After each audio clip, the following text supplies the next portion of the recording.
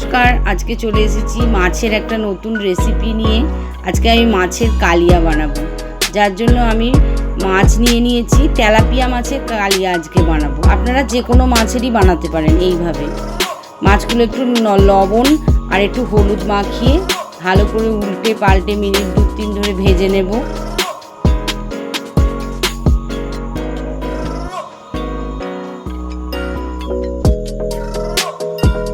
মাছটা ভাজা হয়ে গেছে, এবার আমি তুলে নেব মাছটা একটা পাত্রে।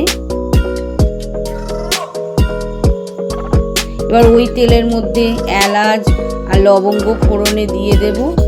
দিয়ে আমি ওর মধ্যে আদা রসুন আর পেঁয়াজের পেস্ট দিয়ে দেবো। একটা বড় সাইজের পেঁয়াজ, 5-6 কোয়া রসুন আর একটু আদা আর 1 চামচ মতন 4 মগজ পেস্ট করে নিয়েছি। নিয়ে ওটা আমি দিয়ে দিলাম। একটা টমেটোকে পাতলা পাতলা করে কেটে নিয়েছি, সেটা দিয়ে দিলাম। দিয়ে আমি 2-3 মিনিট ধরে ভালো করে কষিয়ে নেব মশলাটা।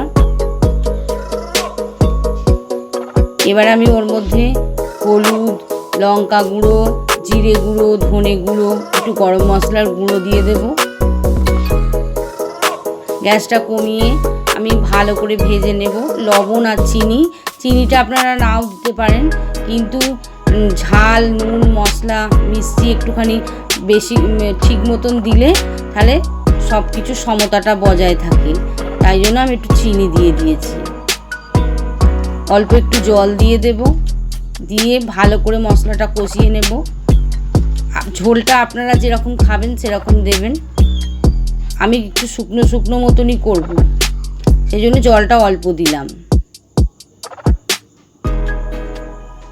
এবার আমি মাছগুলো আস্তে আস্তে এক এক করে দিয়ে দেবো ওর মধ্যে।